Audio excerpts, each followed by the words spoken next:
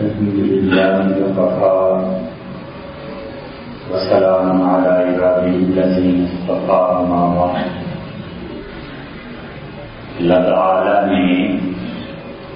انسانی زندگی کو بہت سے مراحل میں رکھا ہے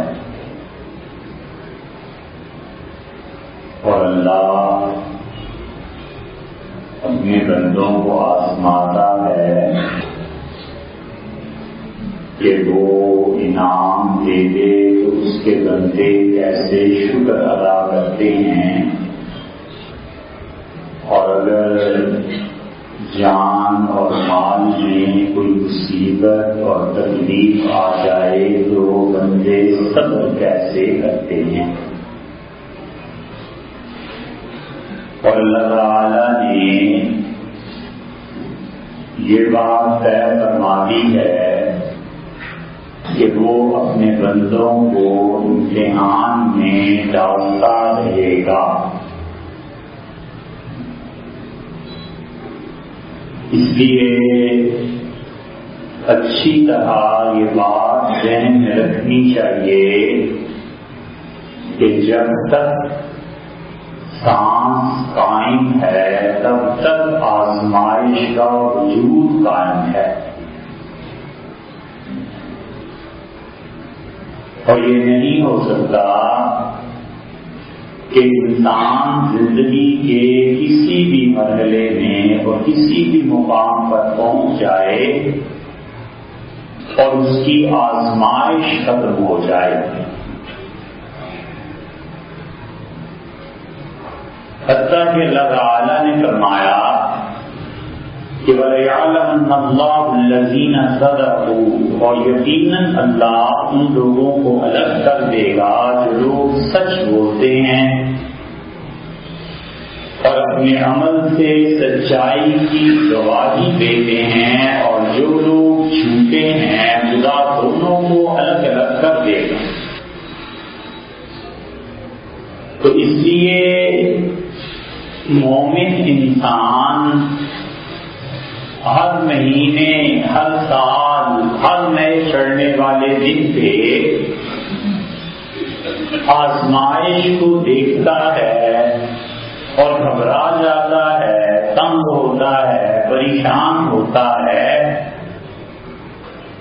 اور اللہ نے کہا کہ خلق الانسان ہلوعا، اور انسان بہت تھوڑ دلا واقع ہوا ہے. اذا مسہ الخیر، اور جب انسان کو بھلائیاں پہنچتی ہیں ہماری طرف سے،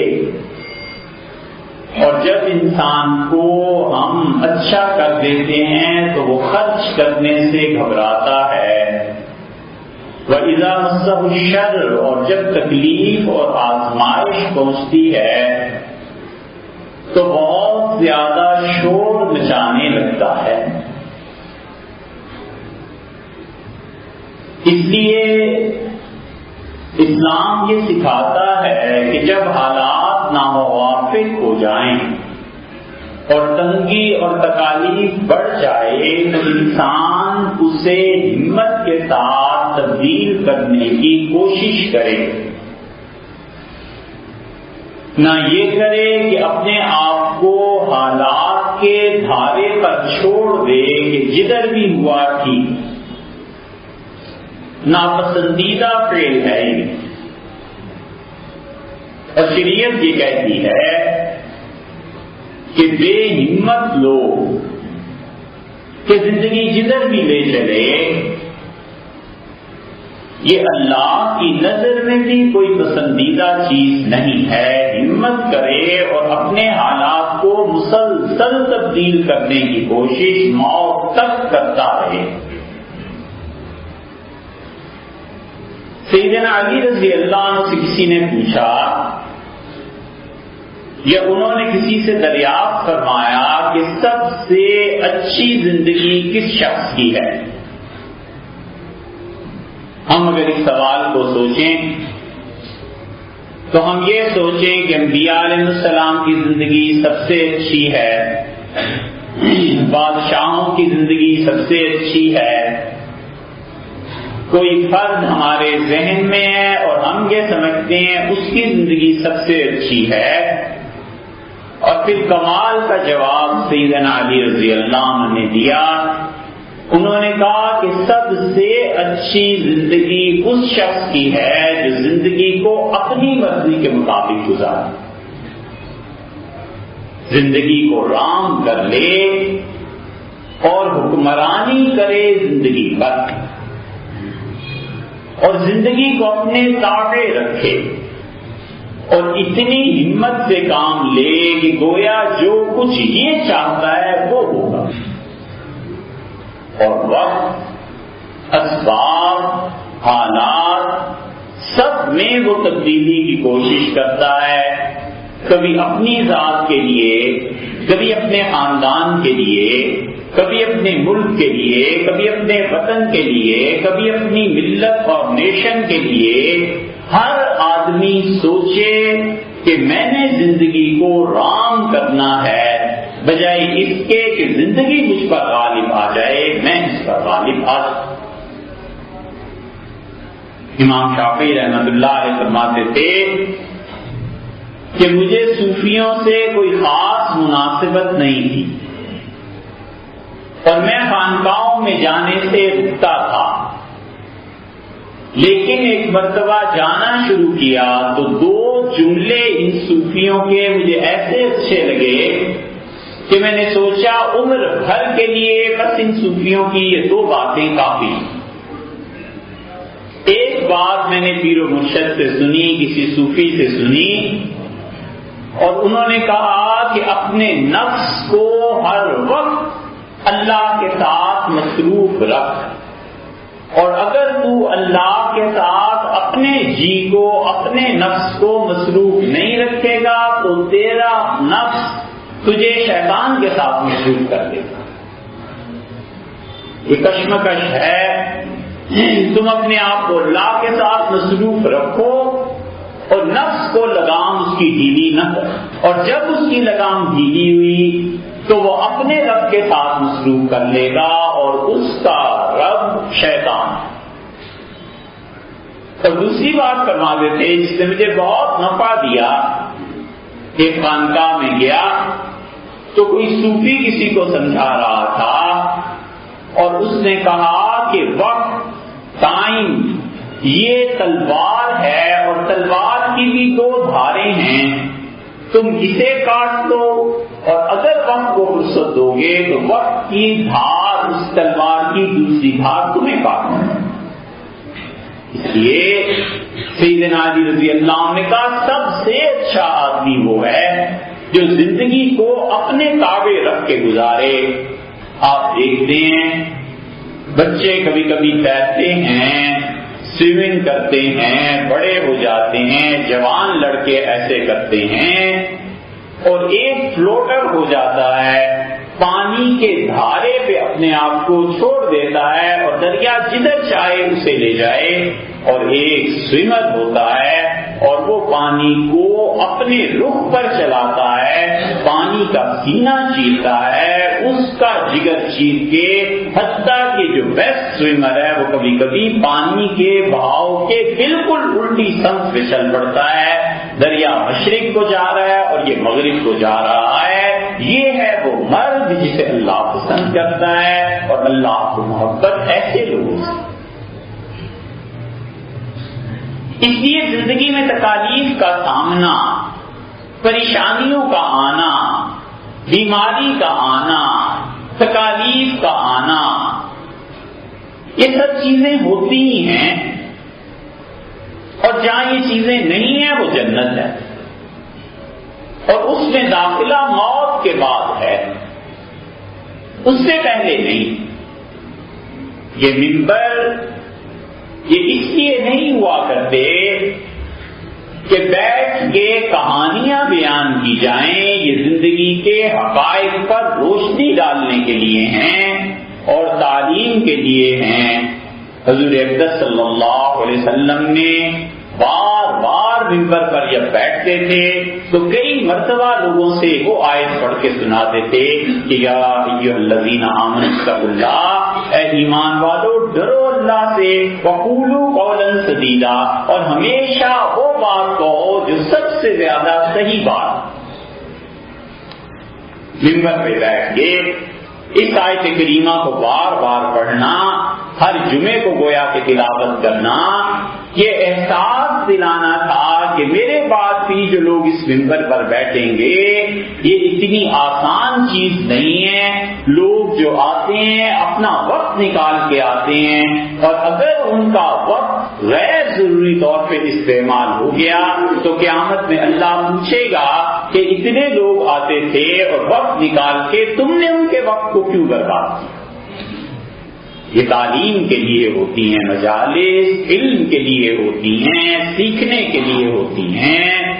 اور اس مقصد کے لیے کہ آدمی زندگی کے حقائق کو جانے، اور سب سے بڑی حقیقت یہ ہے کہ انسان ہمت کے ساتھ زندگی گزارے، اور اللہ کے اس نظام میں جہاں بھی اس کی آزمائش ہے وہ اس آزمائش کے معیار پر پورا اترے، اور زندگی کو پھولوں کی سیج مت سمجھے، یہ سمجھ لے کہ زندگی میں آزمائشیں زیادہ ہیں اور راحتیں کم ہیں، اور موت تک ہی تو یہ ہے بس مرے اور اللہ کے گھر پہنچے، اور اللہ تعالیٰ کے ہاں بہت راحتیں ہیں، سکون ہے۔ سونے کے لیے مومن آدمی کی قبر کافی ہے، سوتا رہے گا طویل نیند، اور اللہ نے جو نعمتیں مقدر میں لکھی ہیں اس کے لیے جنت کافی۔ بیماری آ جاتی، تکالیف آ جاتی،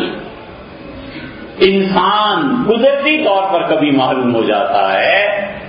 صبر کرے اور صبر کے ذریعے اللہ تک پہنچے۔ حضور صلی اللہ علیہ وسلم نے فرمایا لوگوں کو صبر سے زیادہ کوئی اچھی چیز نہیں دی گئی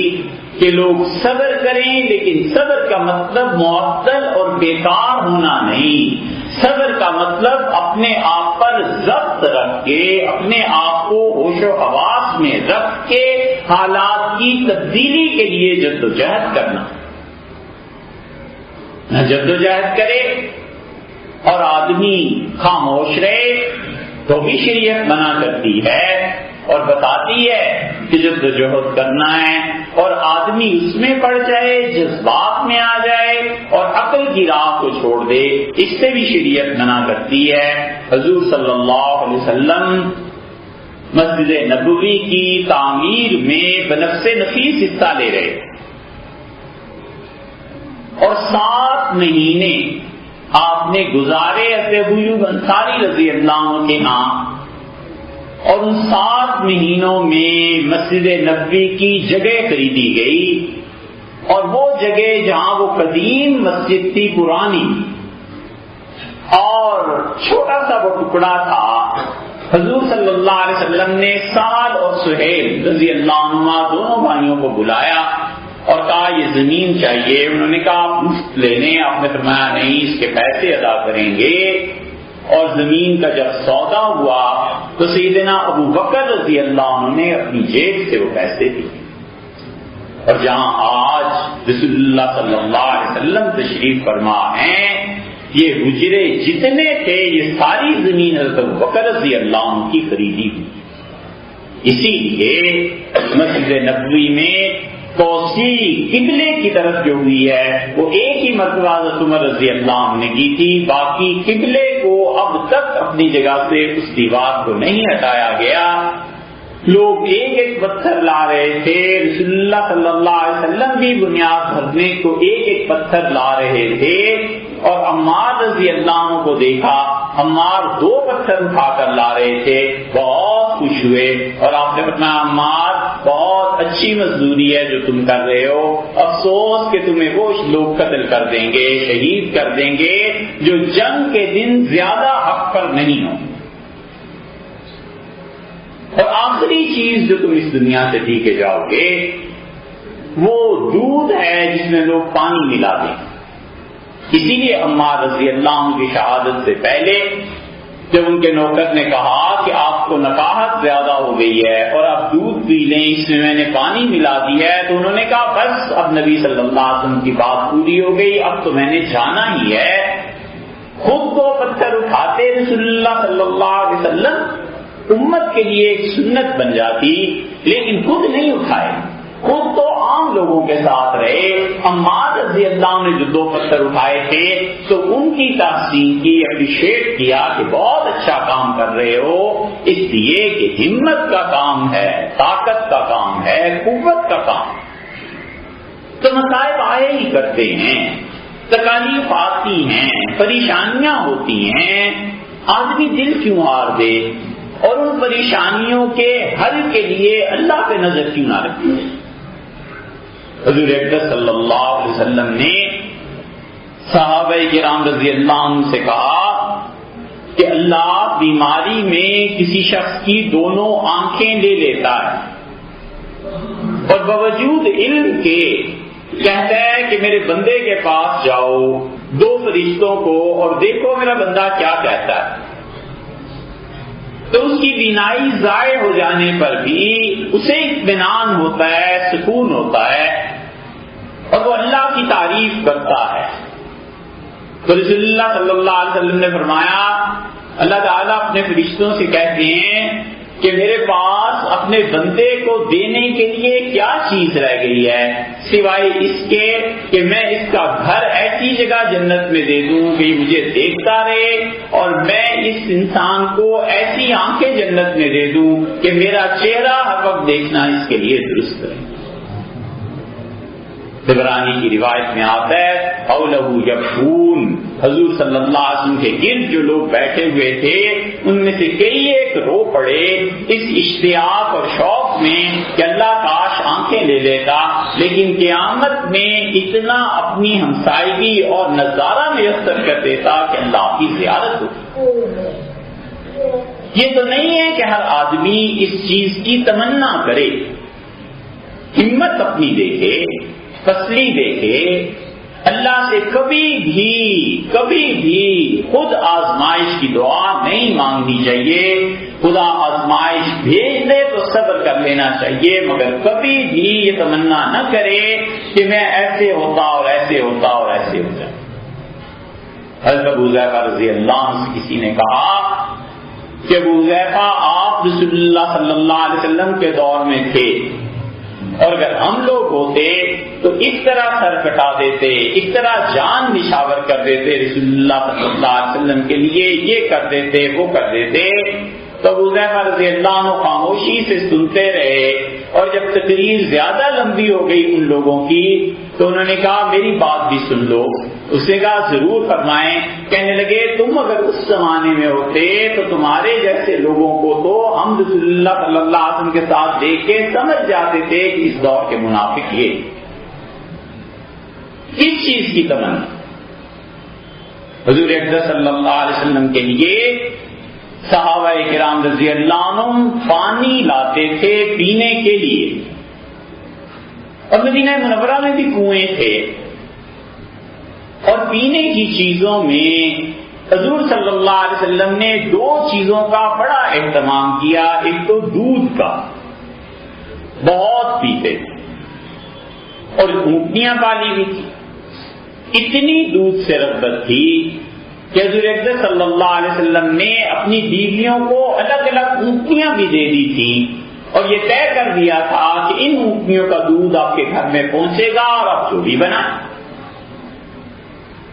ام المومنین ام سلمہ رضی اللہ عنہا کہتی ہیں کہ حضور اقدس صلی اللہ علیہ وسلم کے دسترخوان پہ گوشت، دودھ اور پنیر رکھا گیا۔ آپ نے فرمایا کس چیز کا گوشت ہے؟ تو ہم نے نام لیا ایک جانور کا، تو فرمایا کیونکہ ہمارے ہاں یہ ہوتا نہیں ہے اس لیے مجھے اس کے گوشت سے کچھ رغبت نہیں، اور پنیر کھایا آپ نے اور دودھ پی۔ 7 اونٹنیاں خریدی دودھ کے لیے خود، اور بنو عقیل جو عربوں میں سب سے بڑا قبیلہ تھا اور پورے عربوں کو، اس معاشرے کو دودھ اور گوشت فراہم کرنے کے لیے بہت عمدہ جانور پالتے تھے، حضرت سعد رضی اللہ عنہ نے 3 اونٹنیاں وہاں سے خرید کے رسول اللہ صلی اللہ علیہ وسلم کو دی۔ 10 اونٹنیوں کا دودھ حضور صلی اللہ علیہ وسلم کے گھر میں آتا تھا۔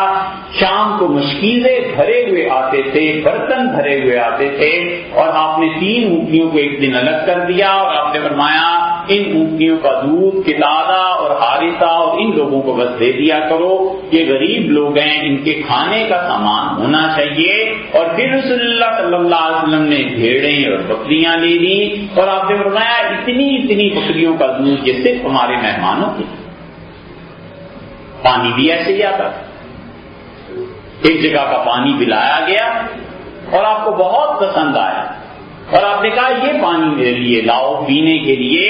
صحابہ رضی اللہ عنہ کہتے ہیں ہم اس کنویں پہ جاتے تھے، باقاعدہ پانی وہاں سے آیا کرتا تھا رسول اللہ صلی اللہ علیہ وسلم کے پینے کا۔ یہ ان کی محبت ہے، ہمت ہے جو یہ کام کرتے تھے، بس یہ بتانا مقصود تھا۔ اور صحابہ رضی اللہ عنہ کہتے ہیں مدینہ منورہ سے 2 دن جانے میں لگتے تھے، 2 دن آنے میں لگتے تھے، 4 دن کی مسافت سے قربانی ہم لوگ لے جاتے تھے۔ کون اتنی قربانی کر سکتا ہے اور کس کی محبت اس عروج پر پہنچ سکتی ہے کہ 4 دن کا سفر کریں اور وہاں سے گھڑے اور بڑی بڑی چیزیں اٹھا کر لائیں اور رسول اللہ صلی اللہ علیہ وسلم کے پینے کے لیے پانی آئے۔ مگر باہمت لوگ تھے، ایسی ہمت تھی، ایسی قوت تھی کہ زندگی پر قابو پایا اور زندگی کو ایسے گزارا جیسے وہ چاہتے۔ سیدنا عمر رضی اللہ عنہ نے آخری حج کیا